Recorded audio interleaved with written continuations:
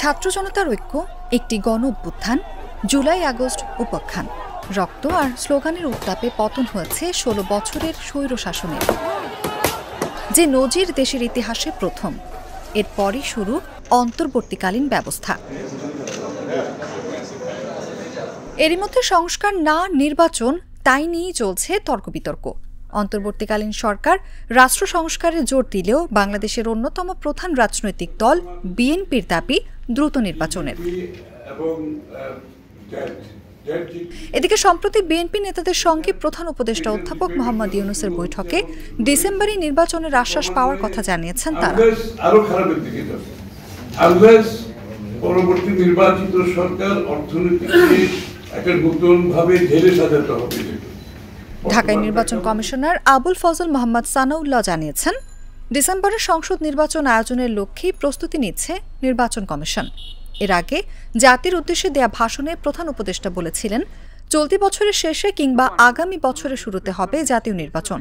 নির্বাচনকে সামনে রেখে কি কি পদক্ষেপ নেওয়া হচ্ছে তা নিয়ে আগ্রহ তৈরি হয়েছে রাজনৈতিক মহলে। অবশ্যই বাংলার মাটিতে হোক, এটা আমরা চাই। এ বিষয়ে বিএনপির স্থায়ী কমিটির সদস্য সালাউদ্দিন আহমেদ সংবাদ মাধ্যম বিবিসি বাংলাকে দেয়া এক সাক্ষাৎকারে বলেন, তাদের কাছে আলোচনার সময় মনে হচ্ছে নির্বাচনের বিষয়ে বিএনপির দাবি সরকারের কাছে গ্রাহ্য হয়েছে। এখন সরকার ঠিক করবে কখন কি হবে। সংস্কার প্রস্তাব ও নির্বাচনী রোডম্যাপ কোনটা কতটা এখন দরকার, কোনটা কখন কিভাবে হবে সেটি সরকারের রোডম্যাপ থেকে জানা যাবে। নাম না প্রকাশ করার শর্তে সরকারের একজন উপদেষ্টা বিবিসি বাংলাকে বলেছেন, নির্বাচনের আগে কতটা সংস্কার করা প্রয়োজন আর নির্বাচনের পর কতটা হবে সেটি নিয়ে ঐকমত্য তৈরি করাই হবে পরবর্তী ধাপের কাজ। যদিও নাগরিক ঐক্যের আহ্বায়ক মাহমুদুর রহমান মান্না বলছেন, নির্বাচনের সময় ঠিক করার পর সরকারের মূল লক্ষ্য হওয়া উচিত একটি ভালো ভোটার তালিকা করে সুষ্ঠু নির্বাচন দেয়া, যেন মানুষ নির্বিঘ্নে ভোটাধিকার প্রয়োগ করতে পারে। আর এই লক্ষ্যে যতটা সংস্কার দরকার সেটুকু করেই নির্বাচন আয়োজনে মনোনিবেশ করাই পরবর্তী ধাপের পদক্ষেপ হওয়া উচিত। নির্বাচনের আগে পুলিশ প্রশাসন ও নির্বাচন কমিশনারের সংস্কার ইস্যুটি গুরুত্বপূর্ণ হতে পারে বলেও উল্লেখ করেছে মাহমুদুর রহমান মান্না। একজন উপদেষ্টা কি বলতে পারেন নাগরিক ঐক্যের মাহমুদুর রহমান মান্নার এই কথা খুবই রাজনৈতিক উদ্দেশ্য প্রণোদিত। আমি পাল্টা চ্যালেঞ্জ করব, আপনি সেটা প্রমাণ করেন। তিনি বলেন, এসব বিষয় কতটা কি করা হবে তা নিয়ে দলগুলোর সঙ্গে আলোচনার মাধ্যমে জরুরি সংস্কার বাস্তবায়ন নির্বাচনকে সামনে রেখে সরকারের পরবর্তী পদক্ষেপ হতে পারে। আপনি এই রাজনীতির মধ্যে যাবেন কেন? আপনি তো উপদেষ্টা। 15 ফেব্রুয়ারি অধ্যাপক মোহাম্মদ ইউনূসের নেতৃত্বাধীন জাতীয় ঐকমত্য কমিশন রাজনৈতিক দলগুলোর সঙ্গে প্রথম বৈঠকে বসবেন বলে জানিয়েছেন প্রধান উপদেষ্টার প্রেস সচিব। ঐকমত্য কমিশনের বৈঠকে নির্বাচন আয়োজনের পদক্ষেপগুলো নিয়ে আলোচনা হবে কিনা এমন প্রশ্নের জবাবে সালাউদ্দিন আহমেদ সংবাদ মাধ্যম বিবিসি বাংলাকে বলেছেন, ঐকমত্য কমিশনের বৈঠকে মূলত সরকার যেসব সংস্কার কমিশন গঠন করেছে তাদের রিপোর্টগুলোতে কি আছে সেটি রাজনৈতিক দলগুলোর কাছে খোলাসা করা হবে।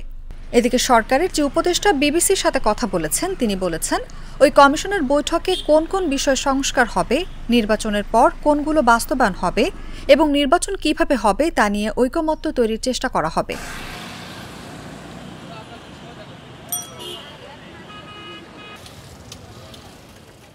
অর্থাৎ বিএনপির সঙ্গে আলোচনায় ডিসেম্বরে নির্বাচনের বিষয়ে একটি ইতিবাচক বার্তা সরকারের দিক থেকে দিলেও এটি আসলে ঠিক হবে জাতীয় ঐকমত্য কমিশনের মাধ্যমে রাজনৈতিক দলগুলোর সাথে আলোচনার মাধ্যমে। এদিকে বিএনপি ও সমমনা দলগুলো দ্রুত নির্বাচন চাইলেও জামায়াতে ইসলামী এখনও সংস্কার কর্মসূচি বাস্তবায়নকেই বেশি গুরুত্ব দেওয়ার পক্ষে। তবে ডিসেম্বরের নির্বাচনের বিষয়ে যে আশ্বাসের কথা বলা হচ্ছে সে বিষয়ে জামায়াতের কোনো বক্তব্য পাওয়া যায়নি।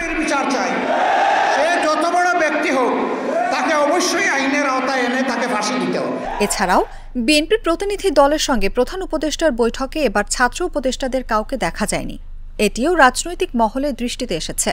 বিবিসির প্রতিবেদনে বলা হয়, সোমবার রাতে প্রধান উপদেষ্টার সঙ্গে ওই বৈঠকের সময় একটি চিঠি তুলে দিয়েছিলেন বিএনপি প্রতিনিধি দলের সদস্যরা।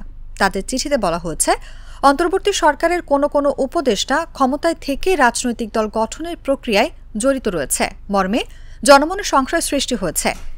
এই প্রক্রিয়ায় প্রশাসন যন্ত্রকে ব্যবহার করার নানা প্রকার লক্ষণ ক্রমেই প্রকাশ পাচ্ছে, যা দেশ ও গণতন্ত্রের জন্য মোটেই সুখকর নয়। তবে ছাত্রদের দল গঠন প্রক্রিয়া নিয়ে বিএনপির আপত্তির সাথে বৈঠকে ছাত্র উপদেষ্টাদের অনুপস্থিত থাকার কোনো সম্পর্ক আছে কিনা তা নিয়ে কোনো ধারণা পাওয়া যায়নি।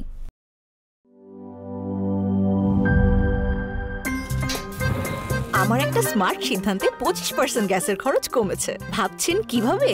সাধারণ গ্যাস স্টোভ বদলে আমি এনেছি আরএফএল গ্যাস স্টোভ। এর সাইন্টিফিক নজল ও ব্রাস বার্নার ক্যাপ সমানভাবে তাপ ছড়িয়ে রান্না করে দ্রুত, তাই গ্যাসও বাঁচায় 25%, টাকাও বাঁচে 25%। আরএফএল গ্যাস স্টোভ নিরাপদ ও গ্যাস সাশ্রয়ী।